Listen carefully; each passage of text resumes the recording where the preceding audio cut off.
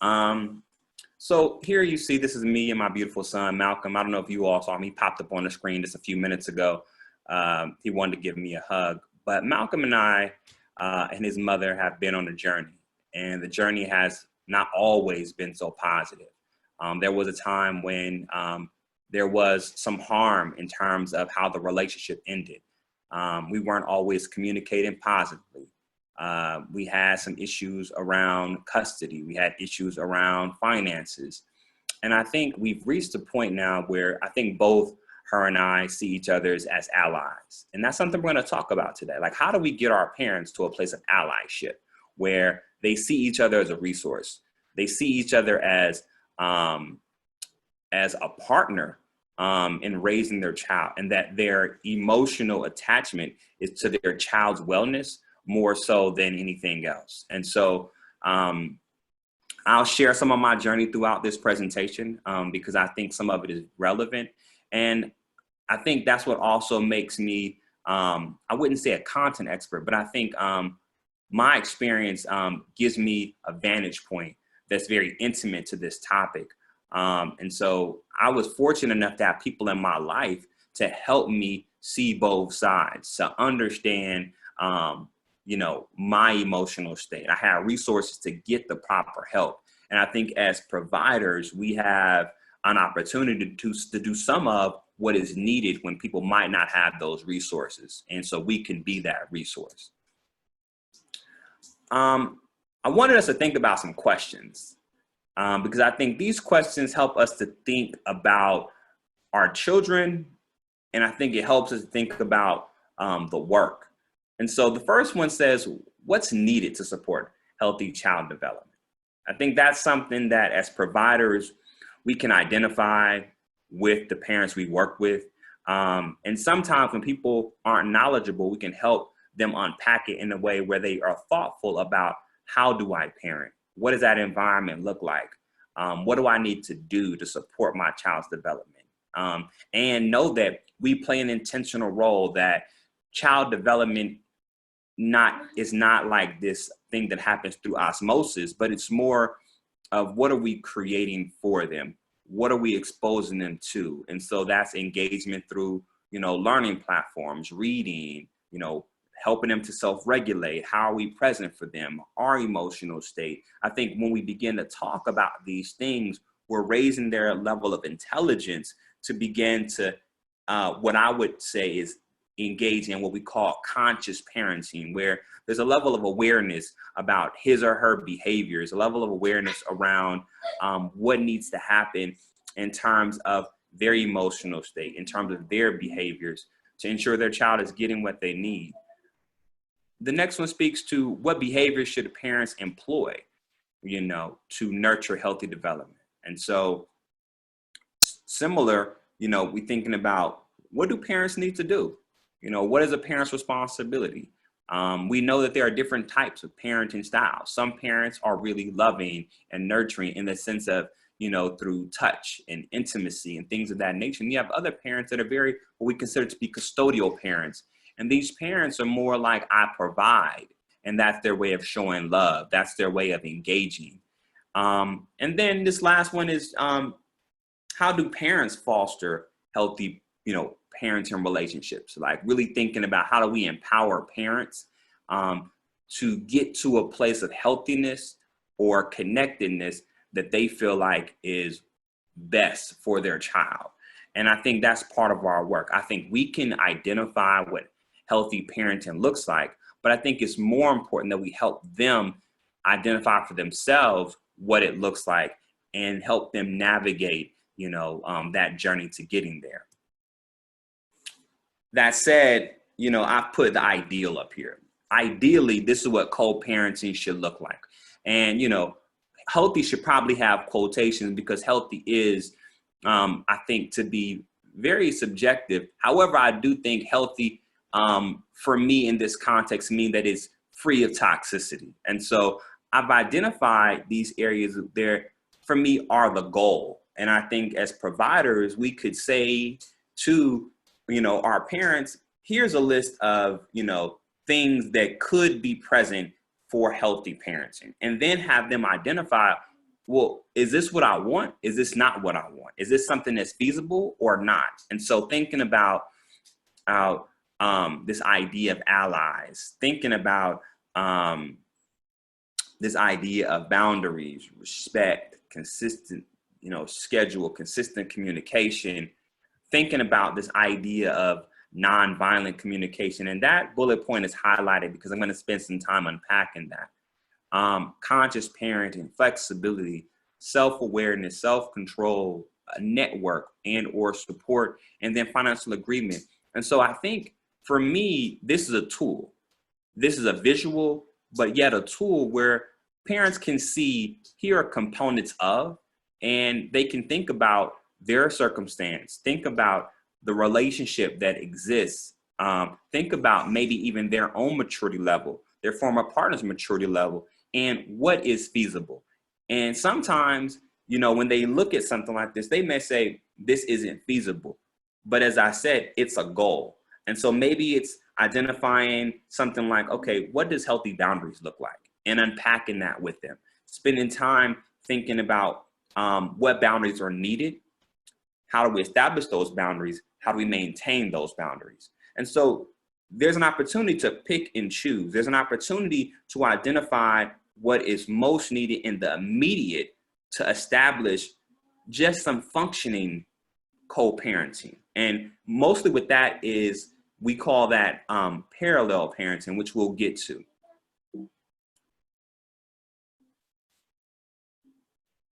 I wanted to bring in some of the child's perspective. I think anytime we have adults talking about a child's experience, I think it's really important that we bring the voice of children into the space. And so I've identified this video, and this video is just young people identifying how marriage that have dissolved, and sometimes it's not always marriage, sometimes it's just a relationship, two people that identify as being significant others, or sometimes it's just a sexual relationship. But this is the perspective of the young people, how they felt during the time period of transition and relationship dissolving. Kevin, I can see you. Give me a thumbs up if you can, just to make sure that you hear the sound as it comes on.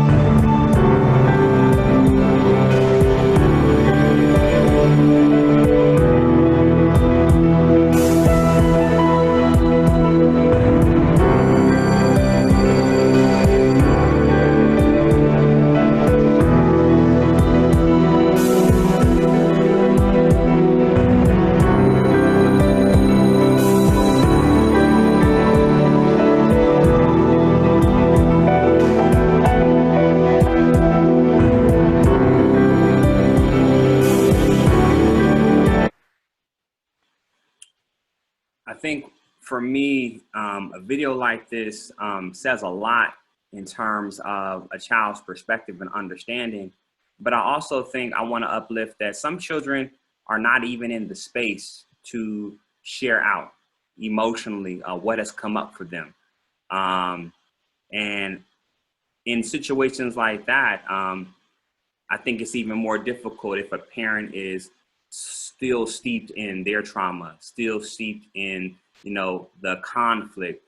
They're not even aware because the child's not even able to articulate for themselves. And so I'm thankful for those children that are able to articulate, but I think it's also, as providers, an opportunity to remind parents that children are having an experience too. So whether the conflict is happening in the immediate, or there's been a transition and people are living in separate homes, but there's still toxicity, our children are impacted. And I think our emotional state impacts our ability to be able to communicate, be able to nurture, be able to soothe, be able to be attentive and attuned to our child's needs. And so being able to centralize a child's experience sometimes is a catalyst to help parents remember what the most pressing issue is, which is the child's wellness. And if you look at this slide here, I've identified some of the issues that come up in general, whether people are in a healthy relationship, whether people are co-parenting, parallel parenting. There are issues that hinder how people might parent. And so just thinking about one's family background, like thinking about our family background, thinking about our child rearing. So thinking about what did a person get at home that might influence how they understand the world, thinking about personal values they received. Earlier, I spoke of parental style. So thinking about, is someone more authoritarian? Are they more of a disciplinarian? Are they more of a nurturer? Are they more custodial, where they're, they're showing their love, they're showing their care through providing? Thinking about relationship wounds, not just romantic, but even, things that have happened in people's childhood, in their adult life. Life stressors, thinking about employment, financial obligations, family dynamics, grief, safety. These issues in general pose a barrier for what I would consider to be conscious parenting. It poses barriers for healthy co-parenting. And so I think it's important that as providers, we think about these issues that come up, and us having a mindfulness that everyone doesn't have the same personal values. So thinking about how religion sometimes comes up, think about how child disciplinary issues come up.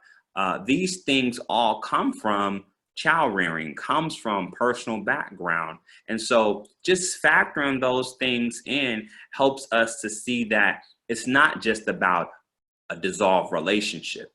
It's more about the dissolved relationship in conjunction with other variables that sometimes don't align people. And so I think being mindful of these, we can also use these as tools. And so one of the things that I would say is, if when you think about personal values, being able to help, parents unpack their personal values, because if they unpack their personal values, then they're able to be thoughtful about what will be my behaviors.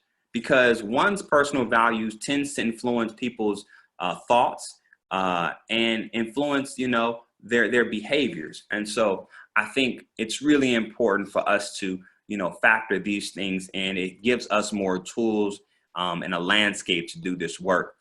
I identified here on this layers of socialization. If you've ever been in a training with me before, I tend to use this to help us kind of see visually where are the places where we've learned to be who we are.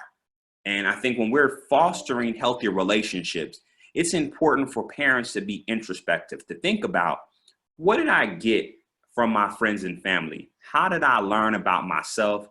How did I learn about the world from my family. Thinking about, how did religion play a part? Did I spend time in church? Did I spend time at the mosque? Did I spend time at the church on a Saturday? Was it absent from me? But I think that if you think about it, then you begin to understand the value set. Thinking about education. Did a person, experience homeschool, public school, charter school? Do they have an advanced degree? These things helps us to get a different understanding of where people are at in their development. How has their community played a part in their socialization? When we speak of community, it could be geographic and or value-based. So who is that community? Who has been the people that have fostered development and supported growth? This idea of the media, we know the media has evolved over generations. You go back 60 years, the media looked very different than right now with so many digital platforms. And so thinking about how television, how newspaper articles, how, something like Instagram might influence how people understand themselves, what they value, and where they prioritize their time. And so this chart here is really a visualization. I often use this as an exercise. People would kind of think about, who am I? And I think as we're fostering healthy relationships, parents should ask that question, who am I? Who am I? And then who am I to my child? And then who do I want to be for my child, right? So who am I? Who do I want to be for my child? Those questions are essential. Here I've identified what I would consider to be the pathway, right? These are the areas that I feel like we can begin to support a different level of growth.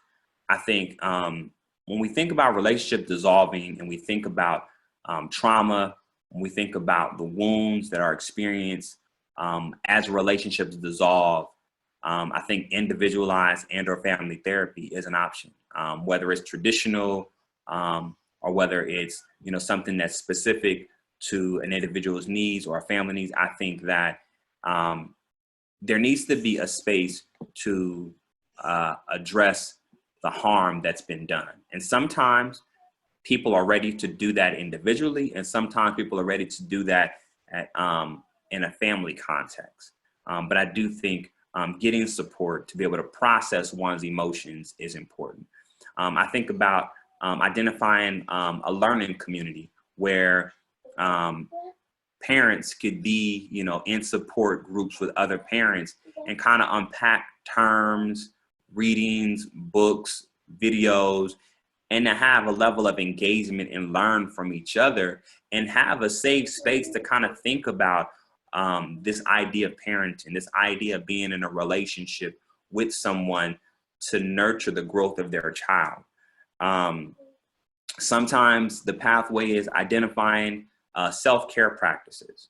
I've become very mindful that in order to engage in self-care practices that really begin to meet the needs of someone, a person needs to have a understanding of who he or she is. Sometimes it might be, someone taking a run.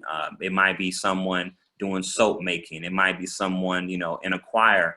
But, you have to identify what is that thing that works for me, that allows me to feel nurtured, to feel renewed. And so helping them to identify those things. I think this idea of trust is both a pathway and a tool. Our next slide is going to get into tools, but it's like helping them to explore areas that's going to build up trust. And what do they need to be vulnerable, to be open? And we know that, that will be developed over time with positive co-parenting experiences. But sometimes trust, in terms of it not being there, has actually occurred prior to the relationship. So sometimes it's doing some individualized work to figure out what is needed to be able to have a foundation to build trust. And then the last one, and I think is probably essential, is establish the type of desired or needed parental relationship. I think it's important that parents say, through knowledge, of course, like knowing what it means to co-parent, knowing what it means to parallel parent, and being able to say where we're at emotionally or where we're at in our healing, this is what's probably best. It's probably best to be parallel parents rather than co-parents. I think establishing that helps the provider to know, well, what direction do we move into? And I think it empowers the parents to be thoughtful about where they're at. So some consciousness, but then also factor in what are they able to do, their capacity. And that capacity also speaking to what is the needs of the child. I'm going to stop there briefly and just kind of open it up for people. Do people have any thoughts, comments, shares they want to offer? Jason, I've got a question. This is Kevin. As providers, we talked a little bit about this yesterday, and some of the families that we are working with and the parents that we are working with are in the middle of some pretty tough, in some cases, toxic relationships. So as a provider, and I have a dad or a mom who comes in and is in the middle of crisis, and the conversation moves towards, bashing the other parent. As a provider, how do I allow space? What are some strategies for allowing space for the person to vent, but also pivoting back towards, this idea that we're not doing any good by bashing the other parent or having these not so positive thoughts? What are some strategies for pivoting back towards a more positive conversation? Well, I do think, to your point, I do think it's important to process. And that's why I've identified, a space around individual therapy. I think people need to be able to speak about their experience. But I think the pivot is being able to recognize what they're feeling and not place blame. I think it's very important to recognize, what are you feeling? So when said thing happened, what did that feel like? Why did that make you angry? So I do think there's a space to process. And I think I've identified learning communities and individual therapy for those spaces. Like, people need to process. When I was going through my court case around child support, one of the things that I didn't have many people that understood my experience. I didn't have people that said, oh, I understand what it feels like to go to an office and people think that you are not present, that you are not taking care of your child, and that people are demeaning you as they speak to you as though you've already done something wrong. And that made me feel very isolated. And I had to do a lot of processing and writing, because when I would speak to people, a lot of people would automatically assume that that I was in the wrong, and they didn't know the narrative. They just automatically assumed, because a lot of our experience around people being taken to court for child support is that they're not doing what they're supposed to do. And that wasn't my experience.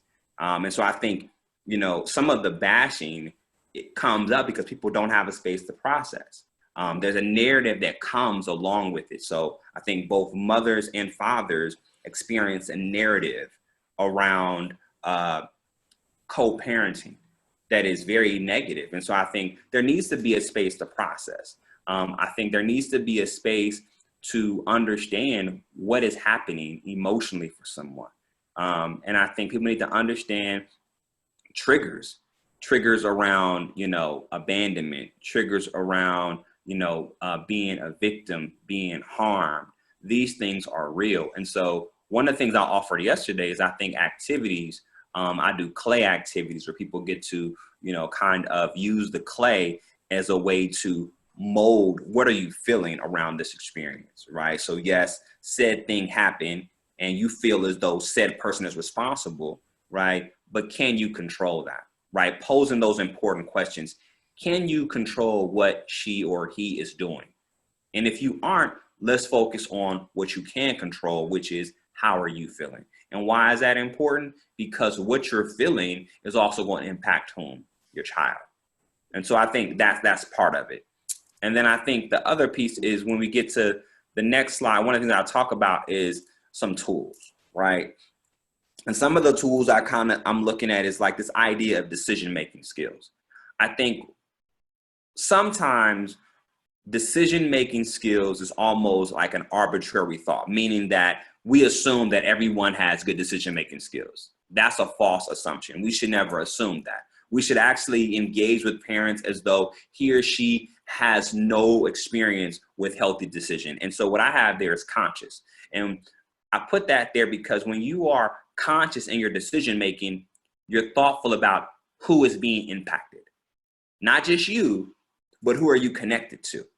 So is it, when you're thinking about decision, you're saying, okay, so when I do this, who's going to be impacted and how? What's going to be the emotional experience for them? That's the type of decision making that we need to help our parents engage with. So if you are angry with her or you are angry with him, it's okay to be angry. We need to validate that. It's okay to be angry, right? But I will also say, unmask that anger. Are you sad? Are you, do you feel pain? Do you feel hurt? Let's talk about that. But then once we talk about that, let's also think about when you're making a decision, who is that impacting? Is it impacting your daughter? Is it impacting your son? And how? Do you want to create that experience for them? Right? I think thinking about it in that way gives them a different context. And so then people are more likely to feel inclined that, okay, I do need to think more critically about the decisions I'm making and who is it impacting, right? And this is where I often tell people, sometimes this society is very individualized. This society often emphasizes me, myself, and I. And I'm always saying we need to move to a concept of we, right? So there are people that live in other parts of the world, their philosophy around life is grounded in this we dynamic rather than the I dynamic. And when you think about the I, you focus on your wellness. When you think about the we, you're focused on everyone that's connected to you. And I think if we can shift that paradigm, we can also help our parents be more thoughtful about who's being impacted. This next one I have on here is anger management. I've taught anger management for a long time. And my issue with anger management is sometimes we talk about it as though the anger is the issue. And what I always say, anger is real. We need to acknowledge it. But I think self-regulation is more of the issue. Like, how do you understand yourself? Do you have, a mindfulness of my hands are getting sweaty, my shoulders are getting tight? Do you feel your jaws tensing up? Do you understand what's happening in the moment to you? And do you recognize when those things are happening, what you need to do, or have you identified what you can do to move yourself out of that space, right? I think those are the things that I have often taught a lot of people about when I've managed and facilitated anger management. It's like, let's understand who we are, and then let's practice some tools to bring us down. And so getting people support around self-regulation is important. I think conflict resolution is essential. Thinking about there are different types of conflict. There's conflict with self, there's conflict with others. Teaching, how do we resolve? So exploring what type of issues that people have had. Teach skills and then have them practice these skills. So to Kevin's point, where you're talking about people are so angry, people are so upset, it's so immediate, that's the perfect time, right? You have a conflict, how would you resolve that? Like, put them on the spot, so to speak. Talk me through, how would you handle that? And it's a helpful moment to have teaching in the moment where it's like, okay, I could see why you want to do that. So validation is important. But then also saying, well, if you do that, what will be the downfall of that? How might that be helpful or harmful? So, some of us have a really good inner dialogue with ourselves, where literally as things are happening, we're talking to ourselves like, okay, no, that's not good. Oh, wait, let me think about this. And some of us don't have a good inner dialogue. So some of our job and some of the opportunity we have is to be that inner dialogue. How do we help people think about what they're doing, and think about it in a way that's going to be positive outcomes. This other area that I've identified is emotional intelligence, and some people call it emotional wellness. But I think it's really about, I think everybody has a level of connection to emotions. Now, whether it's healthy or not is a different conversation. But I think when I think of emotional intelligence, I'm thinking about, do people know how to identify what's going on with them and how to address it? And, I think about a lot of the men that I've worked with. I often say that some men, because of their socialization, tend to be emotionally unaware, or emotionally like their maturity level just isn't as high, because for so many men, based in the idea of masculinity in America, we're taught to be stoic, or we're taught to be, that it's okay to show anger, to be firm, to be in control. But we're not often taught that we can be vulnerable, soft, sensitive, unknowing. And so because of that, we feel comfortable showing one thing.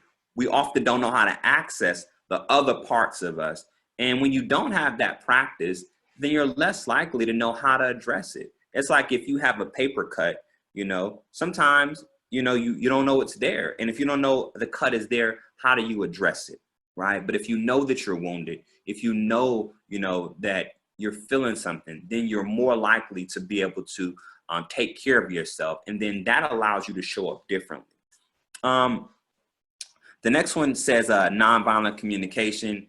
And this is a tool that I think is really important for providers to support parents with, because I think if I say that there's one thing that's important, is being able to communicate, because it's essential on so many levels around parenting. And so I've unpacked this in a way that we can kind of look at, we can unpack it and look at like what steps people need to take. Before we get there, the next slide I have here is one of the tools that I've used in groups, which is the 4 Agreements. It's a small book. I've used it in learning communities. I've used it with brothers in locked facilities. I use it in fatherhood groups. And it's really just 4 components to help people to be thoughtful about, how do I be my best self?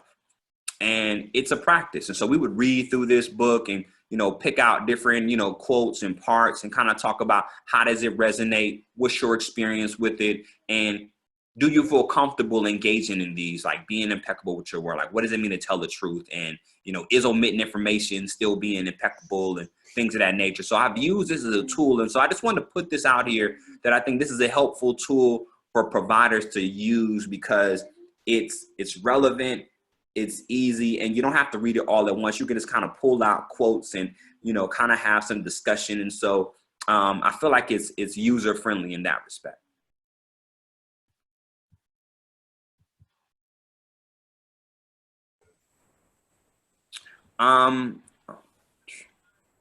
So in these 2 columns here, I've identified, how I am and how you are. So nonviolent communication begins where the person gets to think about, how am I? Right? So they get to clearly express, how am I, without blaming or criticizing, right? How am I feeling? How am I showing up?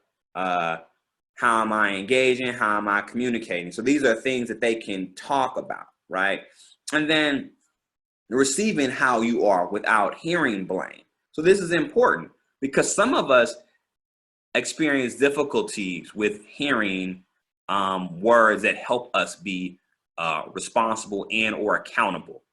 But I think this practice helps them to be more grounded in listening, learning, and what I would consider to be humble.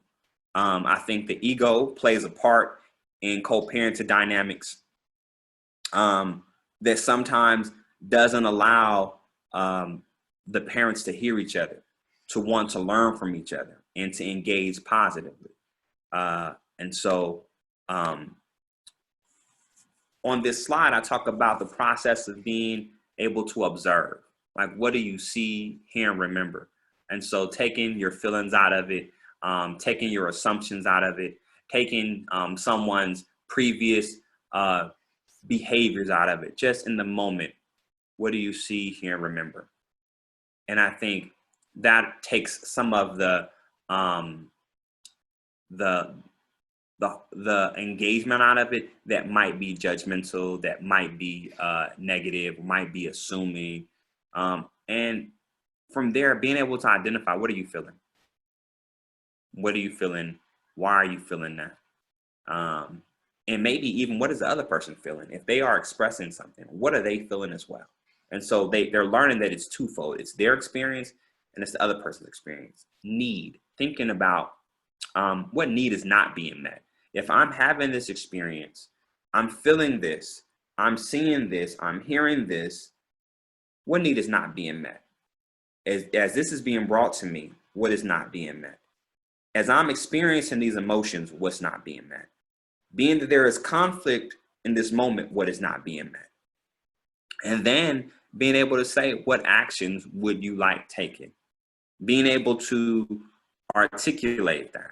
And of course, this is ideal. This is the ideal situation, right? And so for me, as providers, we can take this in small chunks. Just practice doing the observation piece. You know, when you're supporting them with developing a healthy relationship, what's the issue that you've had? What did you see in that moment? What did you hear in that moment that brought up these feelings? Just being able to practice this, and I think brings up a consciousness around, what is my experience? Why wasn't I able to hear? Why was I upset? Why was I yelling? Why was I angry? Because then if you think about what you see and what you hear, but you're talking about your emotions, then we can say, oh, there must have been a trigger. What was that trigger? What came up for you? And I think it allows for more processing. And so this is a practice, right? This is something that that as providers we can introduce and help people practice. I wanted to identify this thing that that we experience, which is co-parenting and parallel parenting. I've identified on one side, co-parenting means parents are working together to create a common parental experience for our children. They do this through, common parenting vision, consistent expectations, and or routines in both homes. So this is mean that people are sitting down, they've talked about it. This is what we're doing for spiritual practice. This is what we're doing for holidays. This is what we're doing for bedtime. This is what we're doing for homework, real tangible stuff, right? I think about my child. It's always, he always goes to bed at 8:30, regardless of what home that he's at. We're both very thoughtful about his education. So we both are very, thoughtful that when he gets home, he gets a break. That break allows him to kind of de-escalate from school, but that break is not on any electronic devices. It's at home, it's art, it's Play-Doh, whatever it is that can be engaging for him, with his hands. He's a hands-on learner, and then it's homework, right? But we agreed on that, right? But we weren't always in that place, because at one point in time, we were parallel parenting. And this is the space where parents get to kind of, be somewhat free to parent as he or she sees fit. And so, usually there are separate routines. And parallel parenting essentially is what we consider a way to reduce conflict. Sometimes people aren't able to have productive conversations. Sometimes people aren't able to hear each other. Sometimes it's so volatile that violence might be a possibility, unfortunately, in certain cases. And so in this situation, the child is experiencing almost, two different environments. They have two different parents, but the expectation and what they're able to do is so different. But I think, to my point I made previously, allowing parents to identify what is best for them helps us support them. And I think they know better than we do what they have the capacity to do, where are they at emotionally, what is the content of their relationship with the other parent. And I think this allows them to have a clear pathway to get to what they consider to be what's going to work for their child. I provided here some examples of what parallel parenting and co-parenting might look like. So something as simple as a sleepover, two parents might agree that's not allowed. In parallel parents, you might have one parent says, hey, no sleepovers. Other parent says, yeah, no problem. Something, like church. Someone might say, regardless of what home that you're in, you're going to church every Sunday. At the other, in terms of parallel parenting, not so much. You might have where, one parent is saying, we go to church, other parents saying we don't do that. Bedtime, you have a clear and concise understanding in both homes. It might vary, when parallel parenting, thinking about something like parent-teacher conferences, co-parenting, both parents might show up, both might be engaged in, understanding the parental journey. The educational journey of their child. Parallel parenting depend on the relationship, the volatility. They might not both be able to be present. You might need to have one parent go and other parents send an email update, or that update might need to come from the teacher if it's that volatile or it's that much dissension. Or they might need to attend at, separate times if that's even available. But I think it's important that we kind of frame this in a way that's helpful us to think about where we want to get our parents to and what's possible, but also centering the child. What is the child's needs?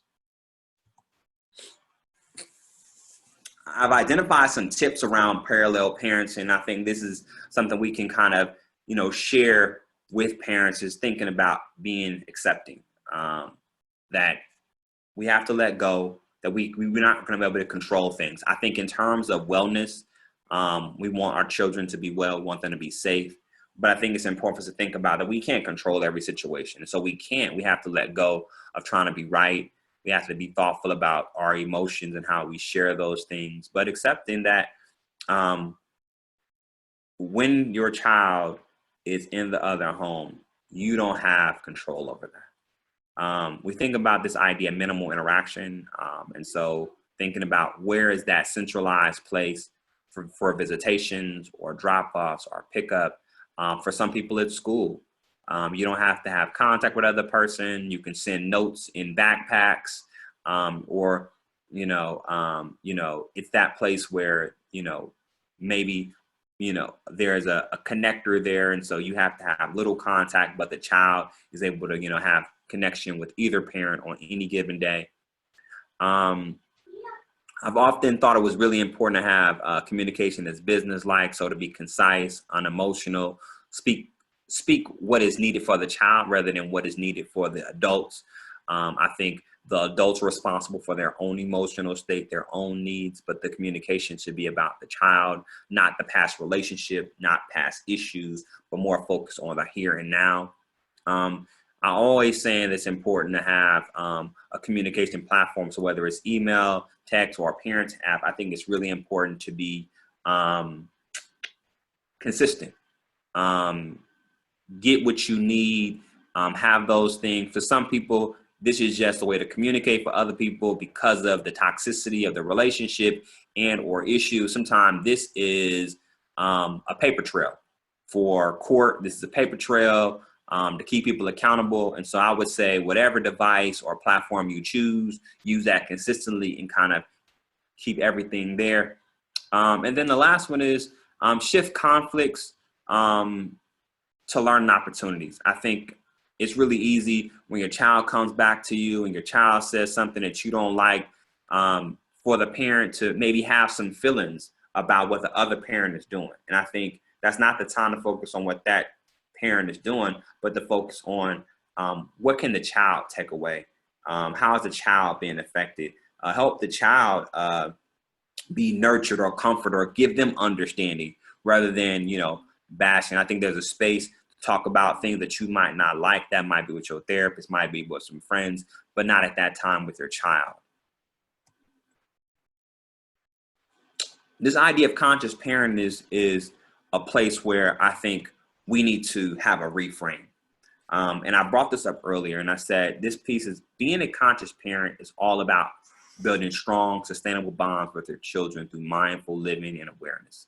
This helps you develop a positive emotional connection with your child. I think sometimes what gets lost in toxic relationships dissolving, is the child. Our children, they feel what's going on. I think sometimes parents think they're doing a really good job of hiding their emotional experience or hiding issues. But usually children are pretty aware, and they might not have the language.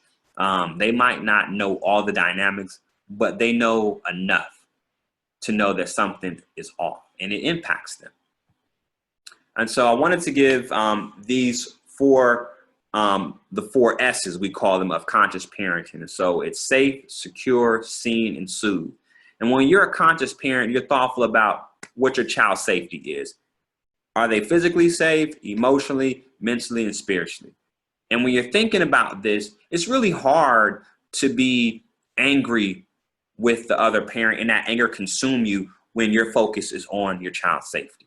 And now if the child is being put in danger, that's a totally different situation, right? But if it's just around dynamics of, the past relationship and it's not about immediate harm, I think that this should be the focal point. And I think when parents are put in a position to be partners, whether they're co-parenting or parallel parenting, and you put this on the table, it's really difficult for two people to be at the table and not want safety for their child. Now, they might envision how safety might be different, but I think both parents could agree they want safety.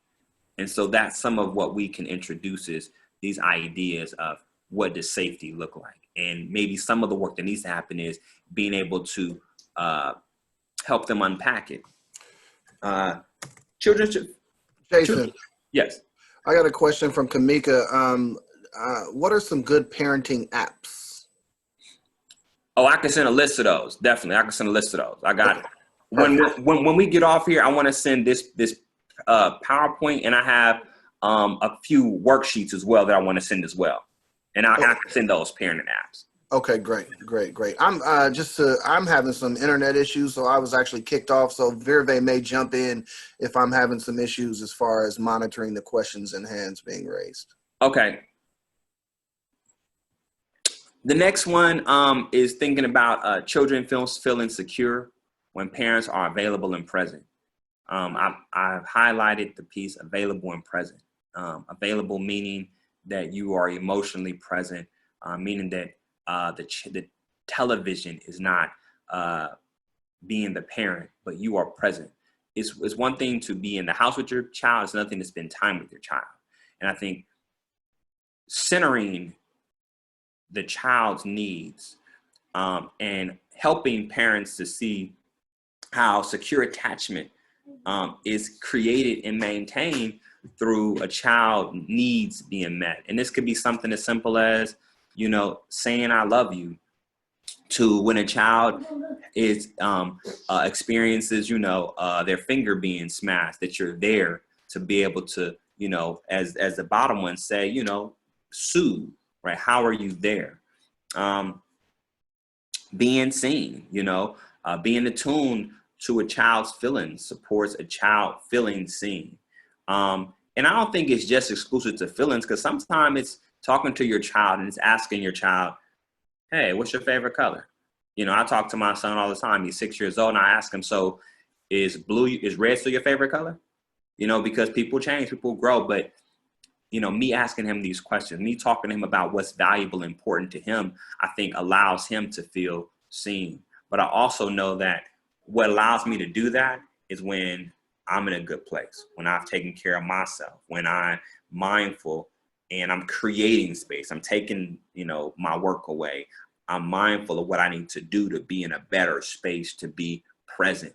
And so some of what is needed goes back to what I talked about earlier, which is parents being mindful of themselves, parents doing some things around self-care, allows them to be present in a way that their child feels seen and they can be more attuned to their child's needs. This last one says to be soothed, right? Parents should try to understand how their child likes to be soothed, right? And so that's different than just being attuned. It's like, what does your child like from you? You know, my son is very vocal. My son likes hugs. He will tell you, I need a hug. And, you know, I appreciate him being able to say that. But him also saying that to me also makes me slow down, right? And so some of what this is really this parental dynamic where there's a level of self-care, but also, are we giving our children the language? Are we helping our children practice, right? Because we do know that eventually children will get to a place to self-regulate, but before that time, parents need to center themselves in a way where they're able to be thoughtful about what their child needs. And then parents can also soothe through their own emotional state. Once again, what's going on with the parent? Voice control, you know, soft eye gaze, you know, a lot can be, you know, interpreted through one's eyes. Gentle touch, staying present. These 4 S's really are helpful in a way that allows parents to be present in a different type of way. And I think it's something that you can kind of measure for yourself. I think parents get to measure for themselves, like, is this working? Like, am I doing a good job? Like, how am I doing in the safety area? You know, and sometimes, you know, if your child is old enough, you can actually talk to your child and ask them, how am I doing? And so I think this area is helpful for our parents and a tool for us to be able to support our parents. This last slide is a slide around development. So this comes from this Erikson model. He's a psychologist, talks about psychosocial development. So looks at how, you know, one's environment can impact development. And so, you know, when we think about environment, that's people, that's physical space. And so thinking about early on, you know, the relationship and or space between a child and a parent can either create trust or mistrust. And then it goes on further looking at, you know, the A's column. And so this chart for me, I've used this with parents to talk about what do you think is needed to create trust? What do you think happens when a child doesn't feel trusting of the adults or the parents in his or her life? What do you think is needed to support a child feeling autonomous, being able to do? And some of this is new language. People saying, well, autonomy, what is that? And these are opportunities for learning. These are an opportunity to be thoughtful, right? I think parenting is a very conscious thing. And I think that's what a lot of what's been spoken about today is, what are tools that we equip parents with to help them grow, help them engage, and then help them nurture? I'm going to open it up for questions, comments, thoughts, concerns, I don't likes.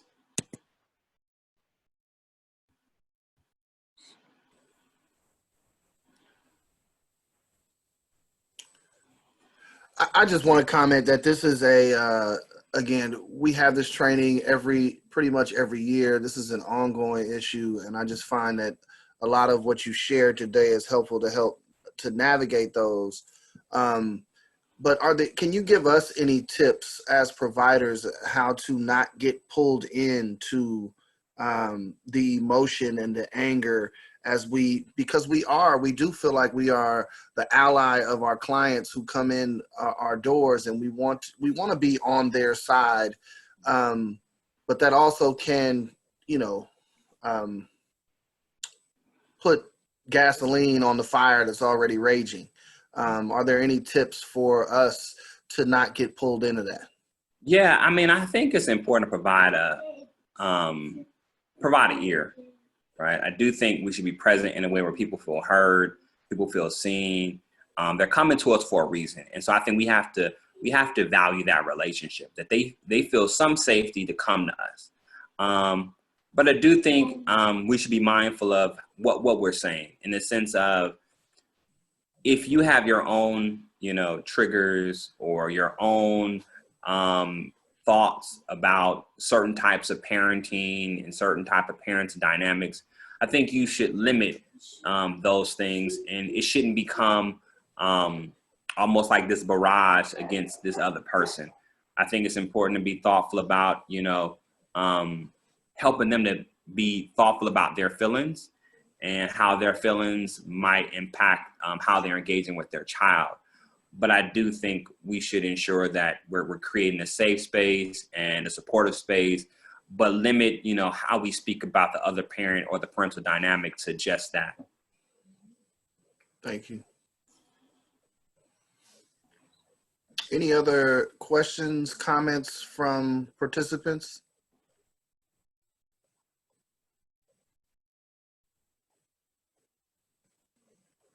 Any final comments from you, Jason? Kamika, you look like you about to say something. You good over there? You like you about to jump in. I was like, what you got for me?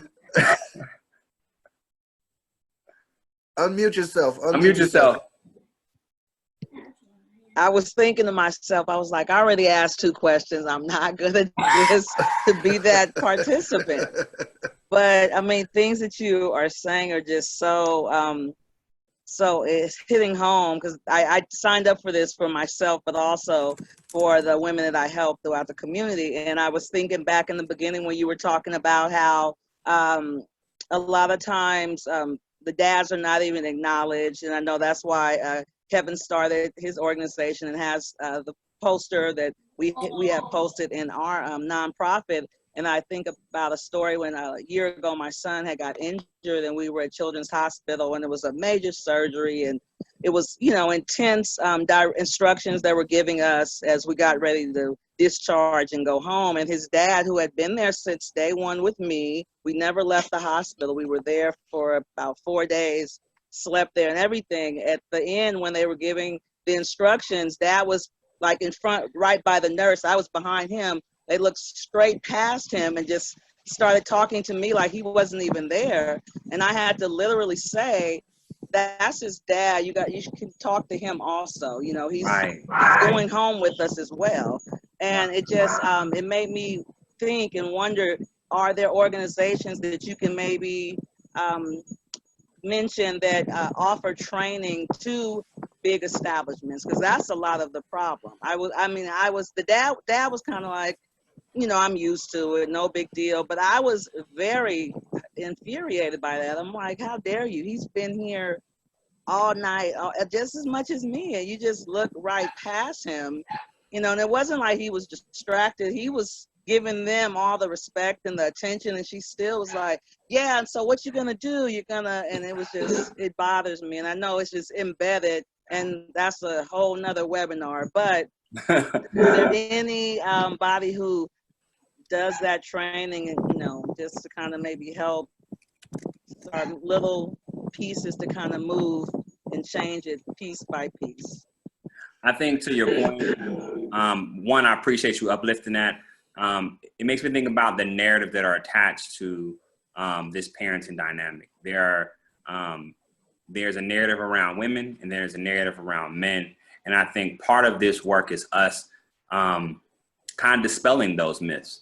And I think you're right. That is a training that providers need to be thoughtful about what thoughts and or beliefs am I coming to this work with, and how might that hinder me seeing this person in a whole way, and being thoughtful about their capacity to really give this child what they need.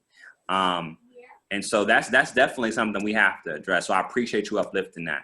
I see. Jason, real quick. There's 2 questions I want to get to in the. Okay. Well, that's what we do. We go out and provide training to hospitals, schools, and a bunch of different other organizations on the need to be more aware of being inclusive and supportive of fathers and speaking to dads. That is the whole focus of the father-friendly principles, is about being aware of that, because you're right. And the healthcare system is one of the biggest culprits of that, of just not talking to dad when he comes in. And I'm talking dentist office, from pediatrics to prenatal care. Dads have consistently expressed concern that they are not paid attention to.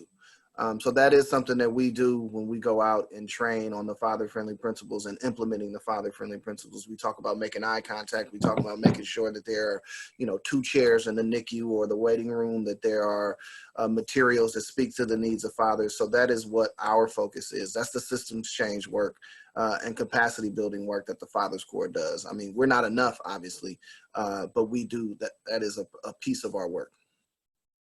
Yeah, thanks.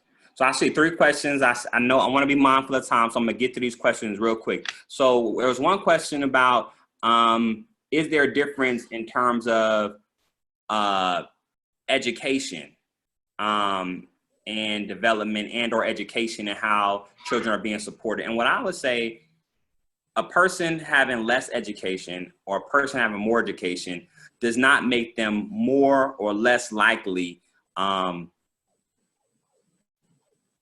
able to support their children's needs. I think it's more about consciousness, emotional intelligence, and capacity. I do think if you have, more education, you might have more resources, but that's not always the case. I do think that emotional intelligence that is so needed or communication skills that's needed sometimes has nothing to do with one's education level. But I do think that as providers, we need to be aware that we might have bias, thinking that, a person with more education is more likely to be a better parent. That's not always the case. And so I think we should be mindful of our own bias in that respect. Someone asked a question about the impact of parallel parenting versus co-parenting. I think both have their benefits. I do think when you are parallel parenting, there's more of a family dynamic. I think the child is able to see the parents engage in a healthy way. And so I do think that if you were to talk to most people that are involved in co-parenting, they would say that, their child is having a healthy experience. The child gets to see both parents engage in a positive way. They get to see each other somewhat love on each other in a way that's not intimate or romantic, but it's familial. And I think that has a positive impact. Our children learn how to love from them seeing love happen. And so I think that's something that's a benefit. However, I will say, if both parties aren't able to reconcile in a way that's healthy, if parallel parenting is happening in this very consistent way where there's boundaries, there's consistency, I think it still works. And I think children need space to be able to talk about their emotional experience. And so, whether that's with both parents, whether that's separate, whether that's with a therapist, the child needs to be able to talk about that. And, and I think children at a very early age, are able to talk about it. And so our emotional state and our comfort also informs the child's comfort. My child shares all the time. He lives at 2 homes. I got 2 homes, and he talks about it. And I've had, his teachers say, "Oh, I think he might be sharing your personal business." It's not personal. Everybody knows he lives in 2 homes, and it's really about him having a comfort level with it. And when he has thoughts, we create space for it. And so I think it's really to the need. And I do think that health and the child wellness should be centralized. And I think if you're thinking about that, you're mindful of what's best in terms of parental structure. Kim asked about, is there a deeper bias about how providers see dads of color and are even more dismissive of them than white dads? Yeah, absolutely. I think that I've experienced a lot of, when I went to the child support office, I felt like there was already a narrative present. I felt like people were already treating me as though I had committed a crime, that I was a problem, that I was irresponsible, that I was absent. And I didn't feel seen. And so I do think that how providers see men of color needs to shift. I think people need to be aware of their bias. I think there's trainings out there, but I think just on a conscious level, people should ask themselves, how do I feel about said group? And just be honest. And I think we all have bias. We all have favorable and or unfavorable thoughts about people. And I think the narratives in society, in the media, doesn't really help the narratives that people might bring to their work, because, I teach a lot of classes and I always talk about the media. You can't identify 5 television shows that are positive about Black or brown men. And so if that's not readily available, what is shifting the narrative? So I think that I think it's a good question. And I think it's something that we should be thoughtful about addressing. And so I'm going to throw that to Kevin. Maybe that's a workshop. Yes, good point. Yes. Just keeping an eye on the clock. I think our last question from Brandy: how to change course of a conversation when a parent is talking about the other parent in a way that doesn't compliment them. Yeah, I think that was something that was brought up earlier. And I think what I would initially do if that was happening, I would listen to see where the conversation was going. Maybe they're trying to make a point. And sometimes when people are making a point, they tell a really long story. So maybe I would listen first. I just wouldn't shut it down. And I think it's really about, once they finish, is asking them, how did that affect you? Or how did that affect the child? How do you think that situation could have been handled differently? I think asking questions that revert it back to what the focus is, which is them and the child, I think takes it away from like this negative, like kind of downward spiral about the other person. Mm-hmm. So I think it is about being patient and, allowing them to be able to speak their piece. Because like I said, some people speak in circles. So it's like they're going all over the place and they're just trying to get to a point. So I wouldn't shut it down immediately. I would hear them out. Mm-hmm. Mm-hmm.